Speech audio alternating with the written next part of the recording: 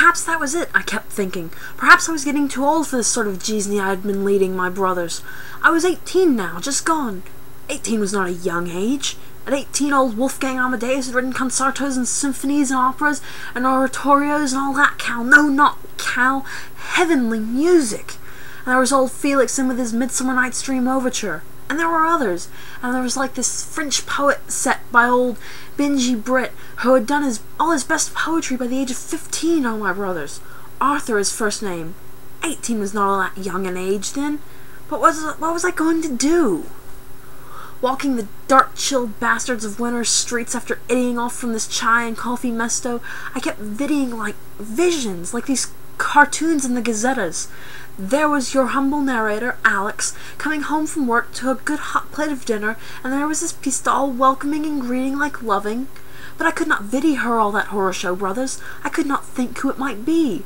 But I had this sudden, very strong idea that if I walked into the room next to this room, where the fire was burning away and my hot dinner laid on the table, there I should find what I really wanted, and now it all tied up, that picture scissored out of the Gazetta, and meeting old Pete like that.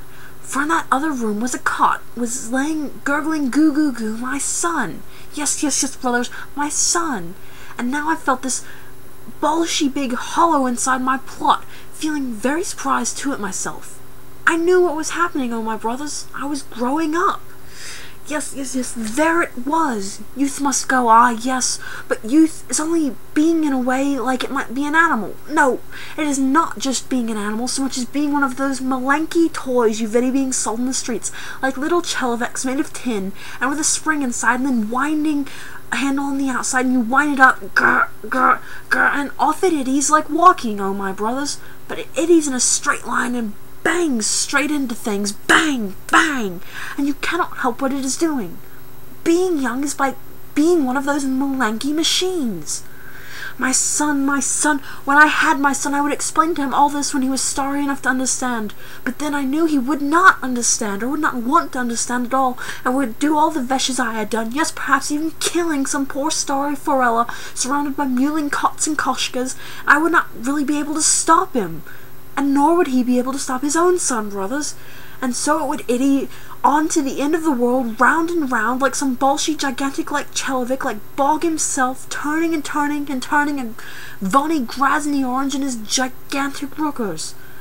But first of all, brothers, there was this vesh of finding some Dvochka or other who would be the mother to this son. I would have to start that on tomorrow, I kept thinking. That was something like new to do. That was something I would have to get started on, a new like chapter beginning. That's what it was going to be then, brothers, as I come to the end of this tale. You have been everywhere with your little droog, suffering with him, and you have vidied some of the most grasny brachny's old bog ever made, all to your old droog, Alex. And all it was I was young.